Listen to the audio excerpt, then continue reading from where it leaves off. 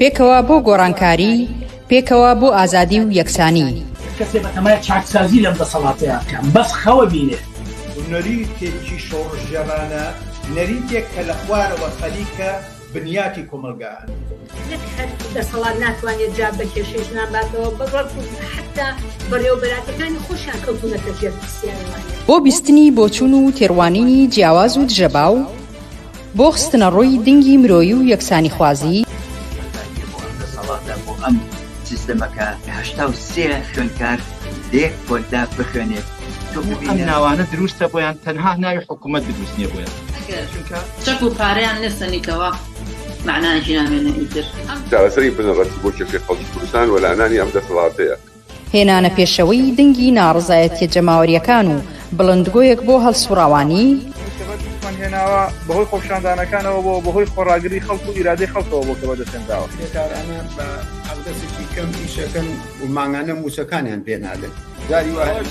وازات خەڵک تونتر ئەبێ. ئەگەر مەترسیەک هەبێ لەسەر هەرێمدا یەکێتی و پارتی بۆ خود یەکێتی و پارتی مەترسی وڵاتەکانی منتیقەشیان بۆ سەر هەرێم زیاد کردووە. خستنەڕووی واقعیەتی دەسەڵات و ئۆپۆزیسیۆنی ساختە و پەردە هەڵماڵین لەسەر نیازیان، خۆشحاڵی هەبێ بەوەی کە هیچ ریفۆرم و چاکسازیەک و بەخازاجی خەڵک لەلایەن ئەمانەوە بکرێت. مێژوێک و کارنامەیەکی قوڵیان هەیە لەسەر ملهوڕی، لەسەر چەکڕاکێشان، لەسەر تعداکردن لەسەر خەڵک. ئەمانە دژمنی خەڵکی کوردستان بوونە لە پشتیان لە خەڵکی کوردستان کردووە. دێماسیەکی پەرشە بەسەر چینی کرێکار و بەشە جۆراوجۆرەکانی چینی کرێکار و هەموو کۆمەلگایە پەرزیان کردووە. بۆ تاو توێکردنی ئەو بابەتانەی کەمتر لە میدیاکانەوە دەبیسترێن، بەشێکی زۆری لە حیزبە چەک و کۆمۆنیستەکانی دنیا و هەروەها بەشێک لە هەڵبژاردنەکانی ئەوروپا ناڕەزایەتیان دەربڕی بوونەکانی تاوانی دروست کردووە تاوان ئەنجامە دەسەڵاتی چەکداری میلیشیای حزابی میلیشیای لە کوردستان. خەڵک لەلایەکۆ قەویترە، سازمانی تەیارکردە، ڕادیکاڵترە. بۆ نیشاندانی ڕێگەی ڕزگاری خەڵکی، پێشەنگ تیڤ هەموو ڕۆژانێکی چوارشەممان کاتژمێر 9 شەو بە کاتی کوردستان ڕاستەوخۆ پەخشی بەرنامەکانی دەکات. مەزار نابێ ئەو هەموو جەنراڵە مقەبایە لە ناو شارەکەی خۆیان بینێ بە ئەنواع و ئەشکال چەکی ئەسلحەی قورسەوە طەبیعیە بەلایە. یەکەمین جارە لە کوردستان کرێکاران خۆیان دەستبەرن بۆ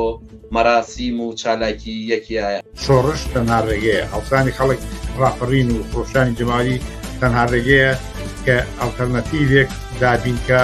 لە فەیسبوک، یوتیوب، ئینستاگرام، تویتەر و تیکتۆک فۆلۆمان بکەن.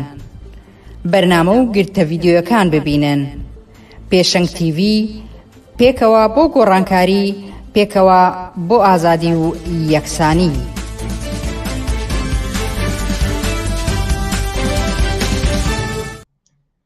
ئێوارەتان باش بینەرانی ئازیزی پێشەنگ تیڤ.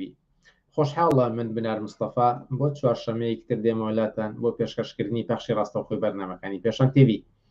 ئازیزان، بەرنامەکانی ئەم شەومان 29 ئایاری 2024 لاسێتەوە پێک هاتووە. سەرەتا سەبارەت بە هێرشی ئیسرائیل بۆ ڕەفەح و ئەو کاردەوانەی کە لە ئاستی نێونەتەوەییدا هاتونەتە ئاراوە هەتاوەکو دادگای لاهای و دادپێدانان بە فەڵەستین و هەتاوەکو دوای بابەتێکی ئەمڕۆمان دەبێت. پاشان لا پێشوازی ڕۆژی جیهانی منداڵان کە ئەم شەمەیەکی مانگە بەرنامەمان دەبێت و لە کۆتاییشدا سەبارەت بە ئەو پرۆژە بازرگانی کە ئەمڕۆ لە سلەیمانی شاخی گۆیژەی کردوتە ئامانج و کاردانەوەی کە لە بەرامبەری داهاتووە قسە و باسێکمان دەبێت. ئێوەش دەتوانن بە پرسیار و سەرنج و تێبینیەکانتان بەشداری بکەن و ئەو تێبین و سەرنجانی کە ئێوە بە کۆمنتێک دەیخەنە ڕوو ئاراستەی میوانانی بەرنامەکانی دەکەین. لەگەڵمان بن بۆ بەرنامەکانی ئەمڕۆمان.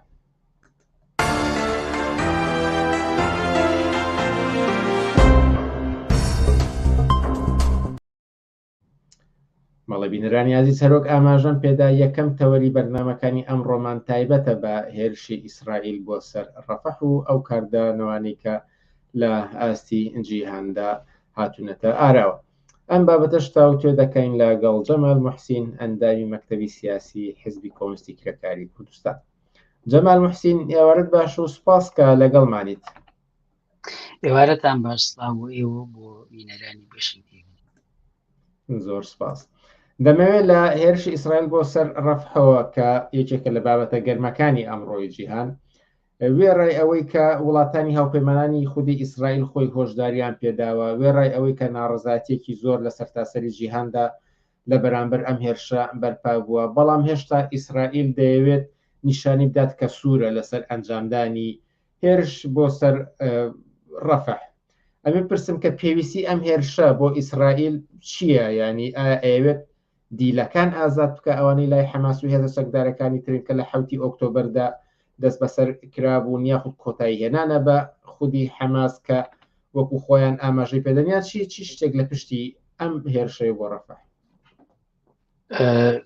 هەڵبەتە لەسەر مەسەلەی غەزە و فەلەستین و هێرشی ئیسرائیل بۆ سەر فەلەستین بۆ کوشتنی هەزاران کەس هەمیشە لەم کەناڵەوە ڕابرداتی حیزب کۆمیسیەکانی و ئێمە قسە و باسمان بووە. من خۆشمە لەوارەوە شەپێکەوتین ترمامۆڕم لە هەندێکی هەمان سەرچاوی هەبێت کە هەموو جەنگێک تەبعاً پاسایی خۆی هەیە. وەختێک ئیسرائیل ئەڵێ بە ناوی ئەوە کە گوایە چەند قیادیەکی حەماس لەو شوێنانان کە ئەم هجومیانە کاتە سەر لە ڕەفح یاخود یعنی بەحسابی خۆی وە کۆتایهێنان بە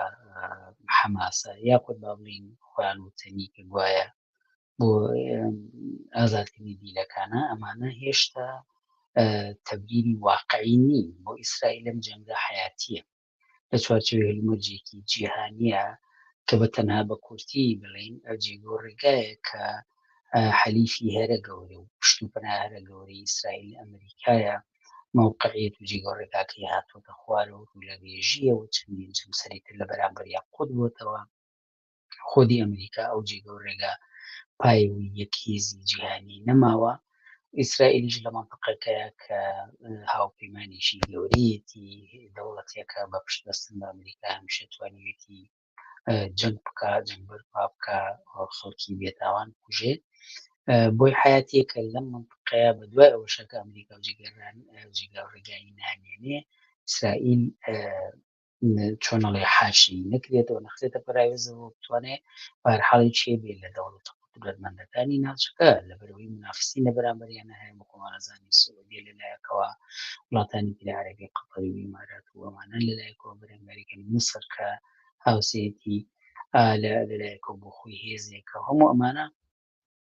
طبعاً دەوری هەیە بۆی ئیسرائیل ئەم جێگە ڕێگایە بە چۆنەڵی بە چنە کڕێژ بێ تا جێگەیەکی باش بۆ خۆی بپشڕێت. ئەمە ئیتر لە پێناوی ئەم جێگە ڕێگایی بەدەستی بێنێ ئەنواع تەبریدا تاشێ ساڵهای ساڵە حەماس هەیە و بین بین شەڕەهاون و شەڕە تۆپ پیشیان لەگەڵ یەکترا کردووە، لە قیادی یەکتریان گرتووە زیندانی کردووە، کوشت و کوشتاریان لێگە لە هەردوولا کردووە. بەڵام ئەمەی کە ئێستا هەیە لە چوارچێ ئەم ڕەوەندە تازە جیهانیایە کە ئیسرائیل جێگە ڕێگایە بۆ خۆی بەدەست بێنێت. بۆیە تەبریرێکە بەدەستیوێتی لە ظاهری مەسەلەکە ئەوەیە چەندین خێزان هەن کە خێزانی مەبەسەندی لە یان بەبار مەتەجیراوە ئیسرائیلەکان کە لەلای حەماسن تەڵەن کە سوکاری فشاری گەورەیان لەناوە بۆ ئیسرائیل لەناو خۆیان ئەو ماوەی پێشوبینیمانن کە چەندین خۆپشاندان لە ناو جەنگی تەلئەویڤ و باڵێن و شێلیم و ئەوانەیە کرا لە دژی حکوومەت لە دژی ئەو ملۆڕیانی کە نەتانیاهوی کاوە خەڵکداوی کە دەست لە کوشتار هەڵگرەوە و دیرەکانی ئەمانش بگەڕێنەوە ناو کە سوکاریان. بەهەرحاڵ ئەمە بۆ خۆی ڕاستە فشاریشی ناوخۆییە بەس بۆی لە نەزەر خەڵکەوە لانی کەم مەقبوولێتی پێ بکەڵ باشە بەسەر چاو داواکەتان دەجێنم. ئەما کابێکی لە تەبریرەکانی، بەڵام تەبریرێکی تریشی حەماسە لە کاتێکە ینی حەماس و ڕابرایەتیەتی بۆی بەستیان تەنگیان کاتودەنا لە ڕاستیە ئەوەی کە ئیسرائیل هەمیشاڵە منە حەماس بنەوەبەرم ڕاز ناکەچکە بوونی حەماس هەمیشە بێنێکە بەدەستی بۆی توانی هێرشەکانی بکە. لێرامەی بەستنا بەمە یەک بە یەک جملەوە بڵێم کە سەرباری ئەوەی کە ئەم تەبریرانشی هەیە، بەڵام لە واقع ئەو نەجێگە و ڕێگەی ئەسکەری حەماسی بۆمان کردووەوەنە هەدەفی قیادەکانی ئەوانەوەی کە لە ڕەفح کراوە لەم چەند ڕۆژەیە کوشتارێکی بێپەردەی بیوێنەیە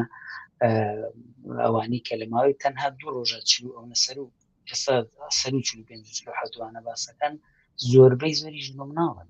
ئەوانن کە لە ناو مخەیماتی ئەوارەکانن با بە ڕەفح خۆی هەر ئەوانە نزیک بە زیاد لە ملیۆنی خەڵکی ئاوارەتیان نیشتەجێ بۆ خۆ چوو ئەوانی بۆ دومان کردو ئەو نەش بێشەرمانە کار بەدەستانی ئاسکەریان دوای ئەوەش هینەکان ئەڵێن لە بەرەوەی قیادەی لە قیادەکانی حەماس دشۆنانە یاخوان حەشارداخوان مەڵەستەوە بە هەر حاڵ ئەگەر ئێوە ئەوە تەکنۆلۆژیای ئاسکەری بەهێستان هەیە فەرموو بۆچی ناچنگێنن بۆ شوێنانەوەکەوانی لێن بۆچی هەرچی قوربانیەکانتان هەر بۆ معلومات طبعا حتمان ئەمە شتێکە گەم و خەڵکی ژەوە تاوای کردبێ ئەزانێ کە تا ئێستا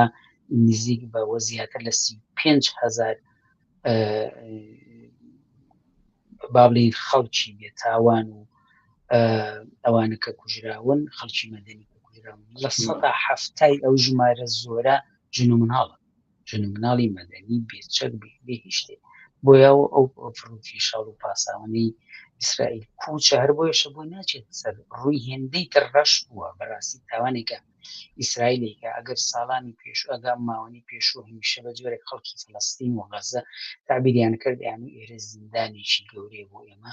بەس بەتاخەوە ئێستا ئەمەی بینیمان لە غەزامی ئێسایی بینین لە ڕەفحا ئەو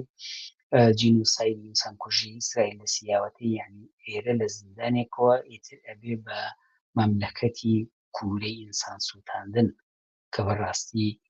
ڕووی هۆڵۆکۆستی سپی کردوێتەوە و شاندەشانی گەورەترین جینۆسایدی جیهانیەدا لە مێژووی بەشەریەتی ئەم سەردەم بەشەریەتی مۆدێرنە بە هەر حاڵ پاساوەکەی ئەوە هەرچێک بێ درۆیەکە ئەگەرنا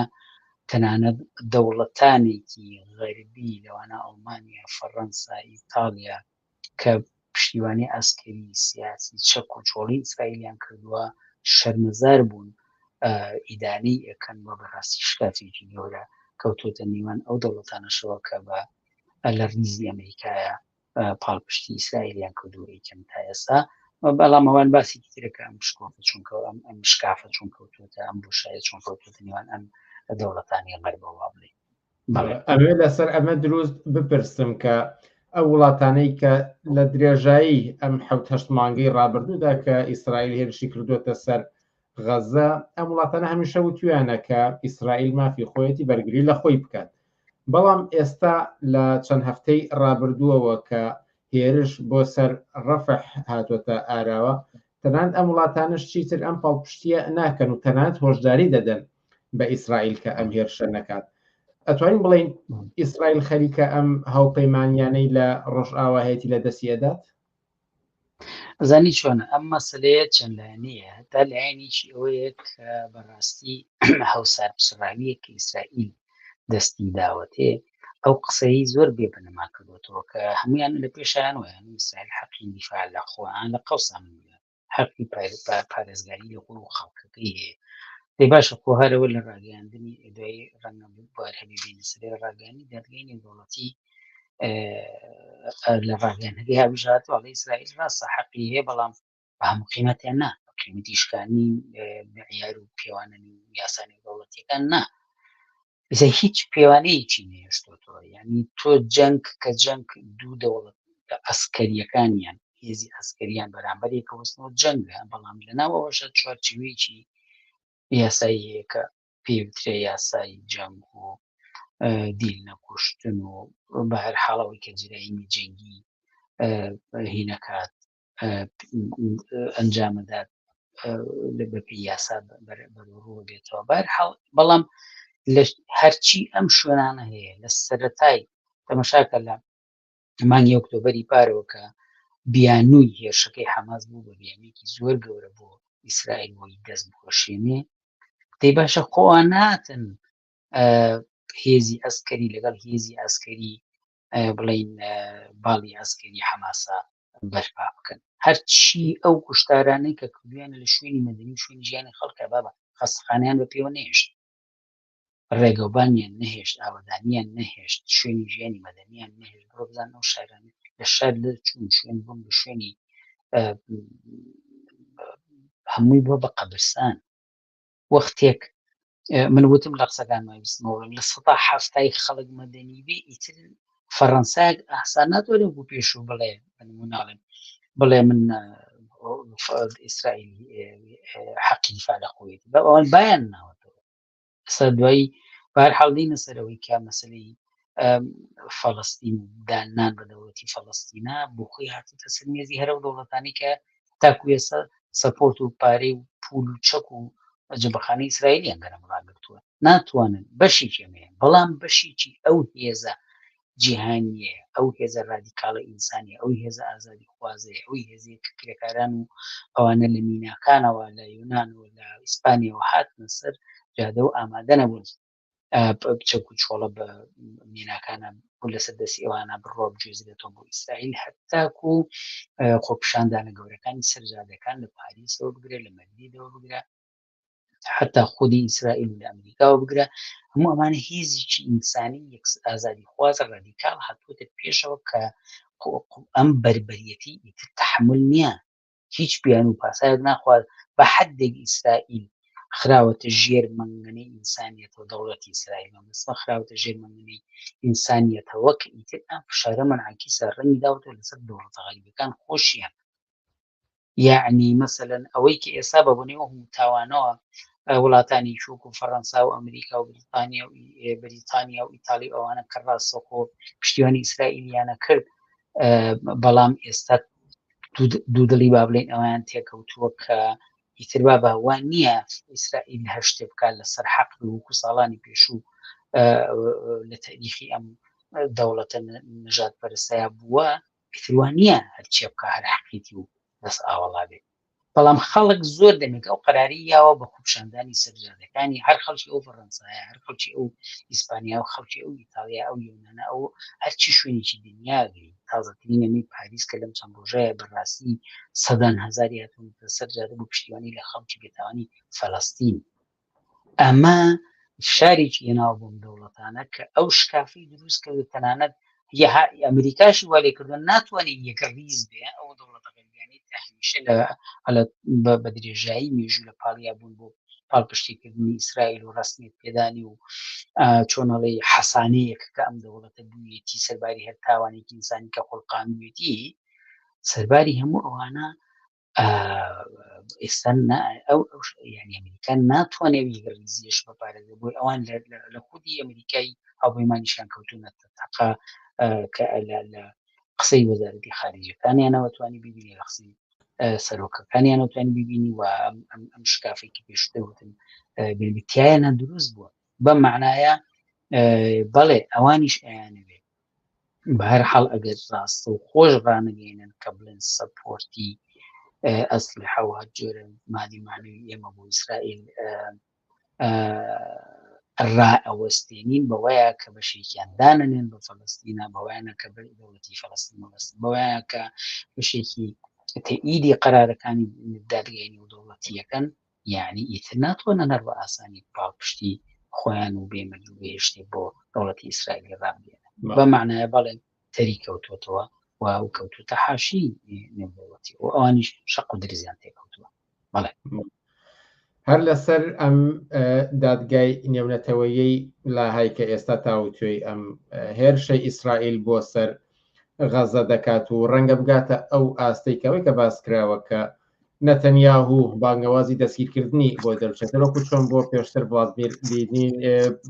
ڤڵادیمیر پوتینی سەرۆکی رووسیا پاش ئەنجامدانی هێرش بۆ سەر ئوکرانیا دەستی پێکرد بەڵامە لە پاڵ دوو سەرکردەی حەماسدا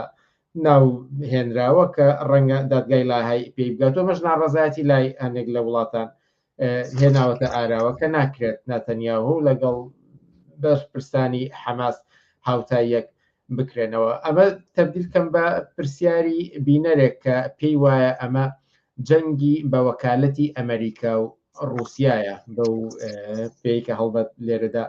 ڕۆشنی کردوێتەوە بەڵام ئەگەر بپرسم ئەمانە ئەکرێت چی مانایەکی هەبێت ئەمە دادگایەکی سیاسیە یاساییە یاخودە ئەنجامەی چییە و چی کاردانەوەیکی دەبێت لەم نێوان زل هێزەکانەوە پێش هەشتێ ئەو قەتڵە عام و ئەو بەڕاستی نایەتوانی بینی بەربەریت و وحشەتی ئیسرائیل بێپەردە دەستی یاوەتێ ریزەکانی بۆژوایی بژوازی دەوڵەتی نێودەوڵەتی مەبەستمە حتا وڵاتە دەوڵەتە غەریبیەکانی پێشتوتن و شەقی تێ کردووە یعنی ئیمکانی نییە بەشێکی لەناو خۆشیانە ینی تەبانی سرم بەڵام بەشێکی ئەو ئێعتراز و ناڕزایەتی واقعەیە کە لە بن و قوڵپەیە بەس ئەمان بە میدیاکانان نەیڵێن یعنی BBC هەتاکو پاساوێک بۆ تۆبارانێکی یا قەسفێکی یان بە هەر حاڵ ئەمەلیەکی ئەسکەری ئیسرائیل ئەهێنێتەوە تاکو با بڵێین باسێکی احترازاتی خەڵکەکە پاسە بۆ شتەکانی ئیسرائیل لە کاناڵەکەی و پەخشەکە ئێویش تەبعان لەگەر دیقەتی ڕاپۆرتەرەکانیان بی لە هەندێک کاتا زۆر بە حەزەرەوە باسیکن یعنی بفەزی ئەخوان لەم ڕۆژانەیەکێک لە ناوەکەی میادنیەکی لە ڕپۆرتەرە ژۆرنالیستەکانی BBC دو ڕۆژ لەم و پێشکەمینی ڕفح بوو ئەڵێ هۆرێفێک ینی ترسناک ئەڵێ شتێکی ترسناکە کە لەوانەیە لە سێنا حەز نەکەی ناوی ڕۆمان و چیرۆکی بێ ئەم تعبیری ئەو کەسە باسکەم کەسێک کە لە دەستگایەکی بۆژوازیە خۆی کەکارەکە یعنی سەرباریەوەی کە ئەو ناڕزایەتیە لە بنووقۆ بەدا فشارێکی واقعی بۆ دەوڵەتەکان لە ناوخواانە هێناوە بەس ئەوانە کاسی پێ ناکەن ینی ڕێنگی پێ نادەنەوە باسی نەکەن لە میدیاکانیان ئەمە دیارە بە بڕیارنەوە بۆیە بڕیاری ICC ینی دادگای تاوانی نێودەوڵەتی ئەوەی کە داوای کردووە هەروە بۆ ئاگاداری دیارە ناوی سێ بەرپرسی حماسیشی تایە یەکەمیان یحیا سەنوارە کە با بڵێین بەرپرسی حماسە لە کردی غەزە محەممەد دیابە کە بە ضەیف لە میدیا عەربی هەموو جیهانەکان شەبووان ناسرێک ئەو بە کۆماندەری ینی بەرپرسی سەربازی باڵی سەربازی حماسە کە پێوترێ کەتیبەکانی قەسام با بڵین لەگەڵ ئیسماعیل حەنیە کە سەرۆکی مەکتەبی سیاسی با بڵین حماسە ئەمانە طبعا لە هینەکەی دیرێژ راپۆرت یا باڵین بڕیارەکەی دەرگێنی دەوڵەتی کە ئەمانەی ئەم سێناوی لە پێشە هێنا من گوایە لەبەرەوەی تاوانی قات و قڕکردنی خەڵکیان بەکارهێناوە لە بابلین حوتی ئۆکتۆبرە لەبەرەوەی جەرایمی جەنگیان کردووە لەبەرەوەی خەڵکیان بە دیل توش حتا گوایە ئەمانە ویدیۆیان دەستکەوتو کە ئەمانە اقتصادی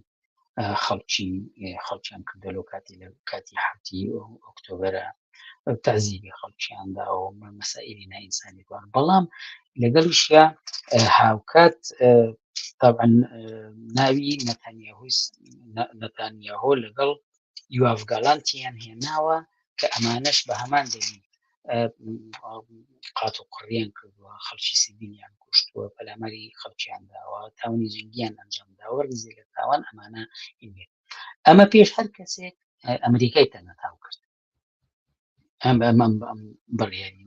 داگایە ئەمریکای تەنەتاو کردووە ناڕەحەتیەوە بوو کە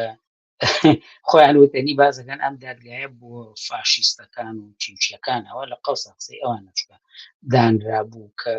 کەسانی وەک پوتین و چیوچێ هین بکەن وەگەوەی کە سەرانی دیموکراسی خۆیان کەم فاشیزمی وەکو ئێستا لە نمونەیەبینیمان ئەو کاری کە ئەمریکا بە درێژایی مێژوو کردوێتی بە ئێستاشەوە پشتیوانی تەنانەت لەم هێرشەی ئەخیری ڕەفحەکە لەژێر تەنانەت بایدن ئەڵێ هێشتا سنووری سووری ئێمەیان نەبەزانین ئیسرائیل تاکو ئێمەوە بڕیارەمان کە گوایە ئیتر ئەسلحەی نادەینێ جێبەجێ بکەین ئیتر ئەمە خۆ یاری مناڵان نییە تۆ لێگۆکەودانیت و ئەگەر شەقی گشتی هەڵی بڕۆخێ ژیانی ئینسانە ئینسانیەتە ژیانی هەزاران کەسا کە لە تیاچووە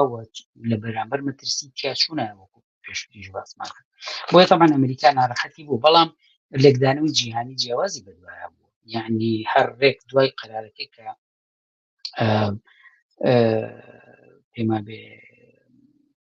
کەریم خان بەڵێ کە ڕایگەیان کە بینەکەی خوێندەوە چەند سەعاتێک دوای ئەوەی وڵاتەکان کەوتنە مقۆوان هەمووتن ئەمریکا ئەکسەر ڕەتیاری کردوان بەڵام نەرویج پێشوازی لێ کرد لە وەزارەتی خارجی و پێشوازیانێکەوەی وتیان ئێمە ئەم قەرارە جێبەجێەکەین جا ئەگەر تو تەماشای ئەم شتە بکەیت بەپێی ئەم ڕەدەی نەرویج بێ ئەگەر بە سەردانی کە ڕسمی نەتانیاهۆ و گاڵاند بگەنە هین یان پۆلیسی نەرویجیان گرێت چکە خۆبوڵی کردوەدارگاکە طبعا بەدوای ئەوانە بەلجیک وڵاتی بەلجیک هەر عینەشە ڕایگەیان فەڕەنسا یعنی فەڕەنسا ئینی محیتێک و چۆکە بەهەرحاڵ ئەمانە نابێت تەبریری هیچ تەبریری هەبێ بۆ شکاندنی یاسانی دەوڵەتیەکانەوە. ئەمە بەشێکە لەو شتێکە من پێشتر ناوم ناشکافی نێوان دەوڵەتەکان، بەڵام بە بڕای من هەنگاوێکی زۆر گەورەیە، هەنگاوێکە لە دژی ئیسرائیل هەر سەر بەرەوەی ئەمان تەبریرێن وەڵام دادگای خۆی بۆ دادگایکردنی سەرانی فاشیستی و چی هەر چیەکە و بازێکیان پێما بێ بریتانیا و گلەیەوە کە ناچۆنە بێ ئیسرائیل خسۆتە پاڵ حەماسەوە. کورەبا بەخۆ ئەگەر ئەو تعبیرێش عادیە بەکاربینین تیرۆریزمی ئیسرائیل ینی هینی کوشتارێکە حماسکردنی بە حەوا شۆراتۆ لە شای ئیسرائیلە بەڕاست ئەوەی کە ئیسرائیل کردوێتی لە تاریخی نازیەکانی شایتر هەرەمە ئینسانیەت ئەم داخت چزاوە بەدەورێ. بەهەرحاڵ بەپێی ئەم دادگایە بێ کە ئەم وڵاتانە پێشوازیان لێکرد نەرویج جوانە طبعاً خۆشیەکەی لەوەیە زۆری نەخایەن بە ئەوانە دیارە پرۆسەیەکی سیاسی دیپلۆماسیە چەند مانگە باسی لێوەکرێ بە تایبەت لە نەرویج زۆرتراگەم دێ باسی دانان بە دەوڵەتی فەڵەستین و ئەوانەیە پێما بێ سێ ڕۆژی دوای ئەو قەرارە نەخایەن کە یەکەمیشۆن نەرویج بەڕەسمی بە قەراری دەوڵەت دانی بە دەوڵەتی فەڵەستینانە بدوای ئەوە ئیرلەندا ئیسپانیا دانیان پیانە بەینی فەڵەستینە. بەرحاڵ نەوەقۆی ئەگەر لەسەرەوەش وەڵامی پرسیاری بینەر بدەنەوە کە بە کورتی مادام ئاماژەتان پێدا کە بینەرێک ئەپرسێ هۆکار چییە کە لە ئێستادا ئەم سێ وڵاتە فەڵەستینیان وەک وڵاتێکی سەربەخۆ ناسان ئەگەر بە کورتی هۆکارێکی لەبەرەوەی نایەنەوێت لە کاروانی دەوڵەتایەکی بۆ ژوازی جیهانی دوا بکەون کە بە حسابەیانەوە بڵێن ئەمانش بڵێن ئاڕاست ئێمە لەگەڵ ئەم هەموو چیرۆ کوشت و کوشتار و وحشێتی دەوڵەتی ئیسرائیلە نین ئەمە بەشێکی یعنی لە نەزەر زمنیین بۆکو وەڵامی بە ناڕزایەتی خەڵک و ئەوانە لە وڵاتەکانی خۆیانە چکە بەڕاستی ئەم بەس تەنها نمونێکی ئەم خوێندکاران هاتنە سەرجادەی خوێندکارانی زانکۆی کۆلۆمبیا لە کەنەدا و دوایی چەندین زانکۆگیری ئەمریکای گرتەوە دوایی تەشەنی سنگۆریقانیا بۆ فەڕەنسا لە نەرویجا دوو گەورەترین زانکۆکانی گرتەوە کە زانکۆی ئۆسلۆ و زانکۆی شاری بەرگەن بوو. ئەمانە حتمما فشارایەکی ناوخۆیی لەسەر ئەم دەوڵەتانە یعنی ڕۆژانە موزوع بووە لە نێو میدیاکانە چکە چاوی خەڵک هەمووی لەسەرمەیە ببینە حتا لە دوای ئەم قەزیە ڕەفحەوە ئەگەر ئاگادار بی کۆمەڵی خەڵک و گەنج و ئەوانە لە هەوڵ لە ئینستاگرام و پێما بێ کەمپینێکیان ڕاگەیان بە ناوی All Eyes on Rafah بە ئینگلیزیانی هەموو چاوەکان لەسەر ڕەفحەن بدوای ئەوە زۆری نەخایەنەوە لە ماوەی تقریبا شەو ڕۆژێک هاتەوە حسابکە زیاد لە 45 ملیۆن کەس ئێستا پێویست بۆ حەملەوە کە تەنها لەو ماوەکەمەیە ئەم خەڵکەمی کردو ئەمانە نیشانەوە لە ناوخوا وڵاتانە شەریکی گەورە هەیە ئەتەکێتەوە بەڕووی دەسەڵاتەکان و دەوڵەتەکان خۆیانە بۆی ئەبێ جۆرێک نیشانی بن اینجا و کوتیشم بەڕاستی وحشیەتێک ئەم دەوڵەتی ئیسرائیل کردوێتی خودی خۆیان ئەمانیان شەرمەزار کردووە بە نیسبەت نەرویجەوە کە هەمیشە خۆی گوایە بە ناوی ئاشتی ئەوانەوەی کردو ئەمەی وەختی خۆشی با بڵین پەیمانی ئۆسلۆکە وەختی خۆی ئیمزا کراوە لە نێوان ئیسرائیل و فەڵەستین ئەوانەیە بەشیچێوەیە لە قسەکانی خۆیانە ئاوە ئەڵێن کە ئەمان بە هەر حاڵ پێویستیان بە ئاشتی هەیە لە ناوچەکەیە بۆ ئەوی ئاشتی ببێ من قسەیەکی لە قەوسا وەزیری خارجی نەرویجی باسەکەم کایوت ئەگەر بمانێ قسە لە ئاشتی لە منطقەکە بە تایبەتی منطقەی ئەو حەوزەیە بکەین یعنی بوونی دوو دەوڵەتی متەساوی لە پەنایەکە ئەنی گەیشتون بۆ واقعەتە باشتە پێ بڵێن تەنانەت ئەم مەسەلە یعنی هۆی چییە لەبەرەوەی کە ئیتر دەوڵەتەکان لە مەنافعی تر نزیکە بنەوە وەکو ئەو شکافی پێشوتم ئەبێ خۆیان بگونجێنە لەگەڵ ئارایشی تازی جیهانیە گۆڕانکاری بەسەر بێت ئەوەن ئیسرائیلی تر بێ بنوێتەوە بە هەر حەڵ ناتوانێت بەم جۆرە وحشیەتە تا سەروێ ئەبێ گۆڕانکاری بەسەر بێ بە دەوڵەتی فەڵەستین بەڕسمی بناسرێ بە دوای ئەو سێ وڵاتە نەرویج و ئیرلەند و ئیسپانیایە فەڕەنسا هین ماکرۆن خۆی لەم ڕۆژانەیە وتی دانان بە ڕسمیدان بە دەوڵەتی فەڵەستینی تابوو نییە لە کاتێکە پێشووتر بۆ خۆی چێ بوو لە گەورە سەپۆرتەکانی ئیسرائیل و ئەمریکا و غەیب و ئەوانە بە هەر حاڵ مەبەست لەوەیە ماڵتا سەری گرتووە دەوڵەتی ماڵتا سلۆڤینیا ئەڵێ ئەوە لە سەروبەندی بڕیاردانین ئیتر بە دوایە من پێم وایە زنجیرەی ئەو وڵاتانە و دەوڵەتانێدانن دەوڵەتی فەڵەستین و دەوڵەتێکی مستەقیل زیادەکە ئەوەشمان بیر نەچی ماوەی لەمەوە پێشکە لە ئەنجومەنی ئاسایشی نێودەوڵەتیە وڵاتانی کە بەڕستنی دەوڵەت نین لەوێ قەواری فەڵەستینی دانی پیانرا بە زۆرینی دەنگ سەباری ڕازاتی ئەمریکا و یان دژوەستانەوەیان ئیتر ئەمانە فەزایەک دروستەکە کە بە هەر حاڵ ئەوانی ژیانوێ بە حسابی خۆیان قاچێکیان ببێ لەو پرۆسی ئاشتی و ئەوان پیان وایە بێ لەو منطقەیە بێتنی یعنی هەم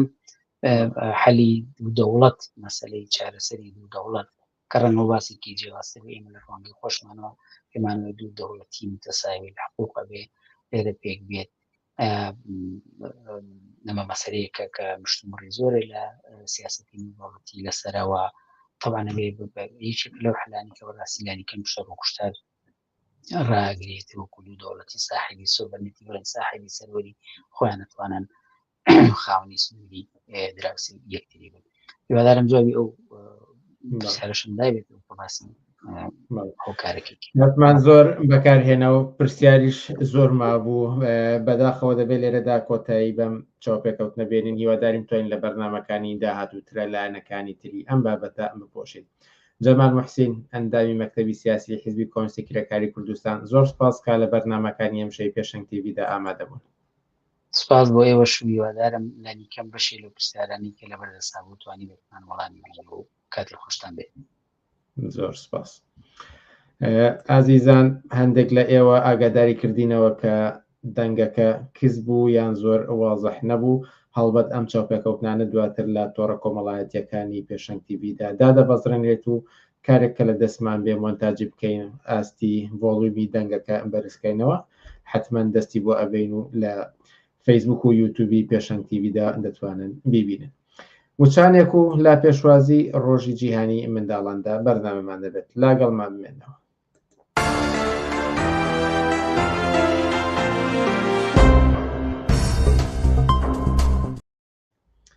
بەڵێبینەرانی ئازیز 1/6 ڕۆژی جیهانی منداڵانە هەر بەم بۆ نێرشەوە ئێمە ساڵانە لا پێشەنگ تیڤیەوە بەرنامەمان هەبووە و مامۆستا کامەران لە تیڤ لەمبارەیەوە قسە و باسی بۆ کردوین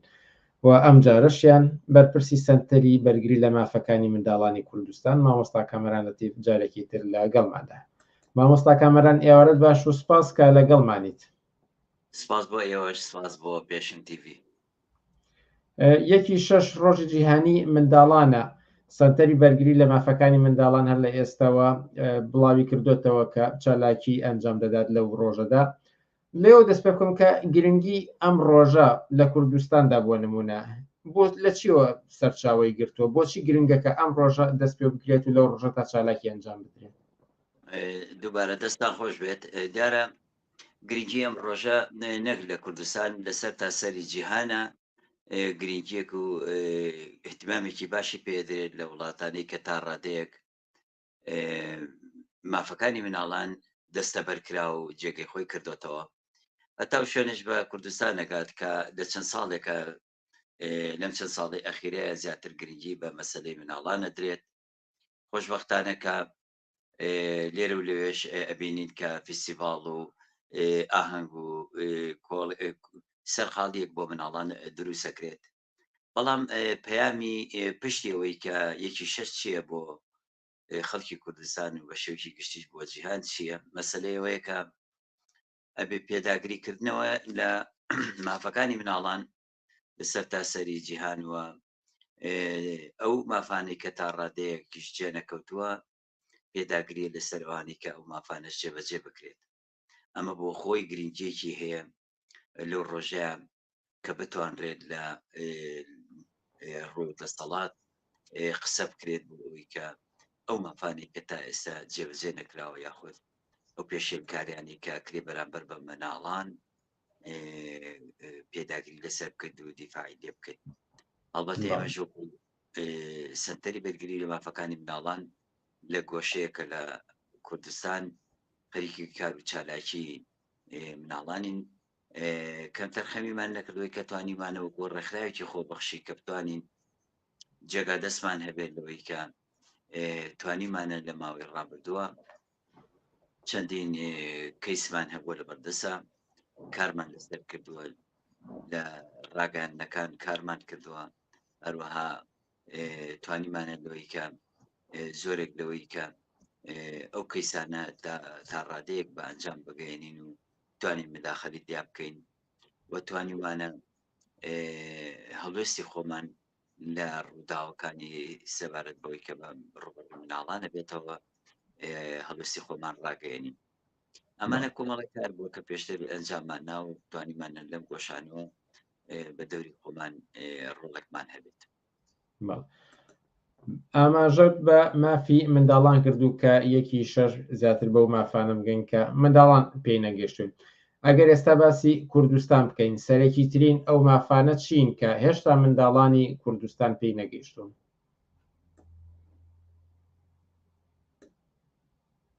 بەڵێ سەرەکی ترین ئەو مافانەی کە بۆ مناڵان تا ئێستا بەداخەوە دەستەبەر نەکراوە تا ڕادەیەکیش پشتگوێ خراوە لە لای دەسەڵاتەوە مەسەلەی خوێندنە ئەگەر بزانین بە شێوەیەک لە شێوەکان خەڵکی کوردستان یا با بڵێن خوێندکاران و مناڵان بە شێوکی گشتی کراونەتە دوو چینی زۆر گەورەکەیان هەموو وەسایلەکانی لە بەردەمایە بە شێوکی زۆر ڕێک و پێک خوێندنی خۆی و ئاسایی خۆی کات و لە باشترین و ڕاقیترین قوتابخانە خوێنەکە ئەمەش مناڵی دەوڵەمەندەکان و مناڵی پارەدارەکانن و بە مناڵی بەرپرسەکانە کە توی لەکوێ بیانەوێت ئەخوێنن کە ئەمە بەداخەوە کەمینەیەکن کە هەمووینێکی ئەم سەردەمان لە بەردەمای هەموو وەسایل و خۆشگوزەرانی ئەم سەردەمان لە بەردەسایە و زۆرینەیەکیش کە بەداخەوە مەسەلەی خوێندنیان بۆتە ئەرقەرێکی گەورەکە ناتواننەوەی بەهۆی کۆمەڵی کێشەی ئەم ساڵی ڕابردوو کە بوو بەداخەوە کە خراپترین ساڵیش تێپەڕان مەسەلەی خوێندنی حکومیە کە هەر لە بای کۆتەوە دەست پێ بکەین لە خۆپیشاندانەکانی مامۆستایانەوە کە بە جۆرێک لە جۆرەکان خوێندن تەواو نێوەناچەڵ بوو هەروەها ئەمەش ئەگەڕێتەوە بۆ ئەوی کە دەسەڵات حەق و مافی مامۆستایانی نەداوە و بەش ژیانی سەرجەم مامۆستایان و موچەخۆرانی بە شێوکی گشتی پشتگوێ خستووە کە ئەمە حەقێکی زۆر زۆر سەرەتایی هەموو مناڵێکە کە بخوێنێت ئەمەی دەستەبەر نەبوو خاڵێکی کە ئەوەیە کە و کێشەیەکی گەورەشە مەسەلەی ئەوەی کە لە چەند ڕۆژی ئایندە قوتابخانەکان تەواو نامێنێت و نەبێت مناڵان بە شێوکی بەرفراوان و لێشاو ڕوو لە بازاڕەکانی ڕوو لە بازاڕی بێڕەحمی کارکردنەکەن کە ئەم مناڵانە لە دەستگێڕی و دەستفرۆشی و زۆرێک لەوەی کە بە شاگردی و لە منتیقە سناعەکانە بگرە هەتاکەوەی ناوبازار و فولکە ترافیکەکان ئەمانە هەمووی بۆ خۆی بە لێشاو مناڵانێکە بینین کار ئەەکەن ئەوەی کە زۆر بێخەمەوە کە هیچ خەمسادێکی تایە مەسەلی دەسەڵاتەکە ئاورێک دەمانی ناداتەوە خۆ ناتوانێت ڕێگری و ئەم بکارکردنی مناڵان کەم کاتەوە خاڵێکی تر ئەوەیە کە مەسەلەی سەرقاڵی مناڵانە کە لە چەند مانگێکی لە بەردەسایە لە کاتێکە کە مناڵانی وڵاتە پێشکەوتوانە بینی سەرقاڵن بەهۆی گەشت و گەڕان و خولی تایبەتی و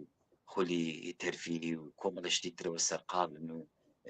با بڵین پشۆکان زۆر بەخۆشی لێ ئەڕات بەڵام بەداخەوە ئەوی بینین مناڵانی ئێمە نەکەوەی کە ئەمانەی نییە بگرە لە کۆڵان و گەڕەکە هەژانی شینەکانە بینین سەرقاڵی ئەوەی کە بە کۆمەڵێک دیاری سەرەتایی و کۆمەڵێک سەرقاڵکردنێکی بێسوود و بێفەڕ نەبوونی کارەبا و کۆمەڵشتی تر لەم بابەتانە هەمووی هەبێتە هۆی ئەوەی کە مناڵە کاتێکی زۆر زۆری هەبێت بەڵام بێسوود بەڕێکات ئەمانە کۆمەڵێت خاڵی ئەساسین کە هەم لە ڕووی جەستەی و دەرونیەوە کە بۆ مناڵەکە گرنگە و هەم لە ڕووی تەندروستی و ئاستی فەرهەنگی مناڵەکەەوە گرنگە کە ئەمانە هیچی لە بەردەسانی ئەوەی کابێت بەداخەوە خاڵێکی کەشەوەیە کە هەروەکو باسم کرد ڕێکخرا و ئەحزاب سیاسی ئیسلامیەکانن کە فرسەت دێنن لەمەی مەسلەی مناڵان پشویان هەیە دەوراتی قورئان و دەوراتی خوێندنی خوێندنەوەی قورئان و ئەمانیان بۆ ئەکەنەوە کە ئەمانە هەمویان وابار ئەهێنن کە لەگەڵیان بڕۆن بۆ ئەوی کە بەردەوام بە تایبەتی مناڵە کچەکانیان ئەکەنە باڵاپۆش و دواتر وردە لەگەڵ یاڕۆن بەوەی کە گەشتی ئیسلامیان بۆ ڕێگەخەن کە ئەچنە دەرەوە وەڕێکیان نەخەن لە کاتێکا ئەبینی لە مەراسیمی چەند هزار کەسی یان بۆ ڕێگەخەن کە ئەمانە بوونەتە باڵاپۆش کە لە کاتێک ئەمانە کاریان لەسەر کراوە ئەوەی کە بەداخەوە دابینی دەسەڵات هیچ باکێکی نییە بەوەی کە ئەم مناڵانە یاخود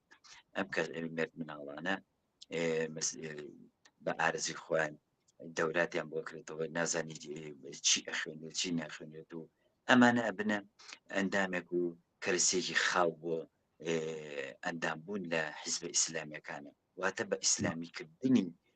کۆمەلگا لە ڕێی مناڵانەوە ئەمانە هەمووی خەتەرن بۆ سەر ئایندەی کوردستانیکان بەلێ شاو ئەم مناڵانەوە بینی لە کاتێکا کە مناڵ لەخوا هێشتەوە گرنگە کە هیچ بیر و باوەڕ و ئایدۆلۆژیەکی نەبێت تەنها مەسەلەی خوێندن و یاریکردن و گەشتی زانستی نەبێت هیچ شتێکیکەی نابێت ئەڕوەر بکرێتەوە ئەمانە هەمووی کۆمەڵی کێشن کە لە کوردستانە بەردەوامی هەیە و هەتا ئێستش دەسەڵات ئاوڕێکی لێ نەداوە نەک هەر ئاوری لێ نەداوە بگرە خۆی لە هەنی شوێنە کار ئاسانیان بۆەکات بە خاتریەوەی کە سەرقاڵیان کار بەو کۆمەڵە وەزیهنیانەوە خۆشی سەرقاڵی مەسەلەی کۆمپانیا زەوە لە حەکان وینەکانی خۆیانێک کە بتوانن تەنها ئەو کۆمپانیا وینانی خۆیان بسەرخێت هیچ کێشێکیان نییە لەوەی کە کۆمەلگا چۆن ئەسەرخێ و بەچە ئاڕاستەیە کاڕوە ئاماژەتان بە کارکردنی مناڵان کردووە دیارەوە شاراوە نیە لە کۆمەڵگەیەکی وەکو کوردستاندا هێشتا مناڵانێکی زۆر هەن کە لە بازاڕەکانە کار دەکەن و تەنانەت ڕەنگە ئەرکی بژێوی دابینکردنی بژێوی خێزانیشیان لە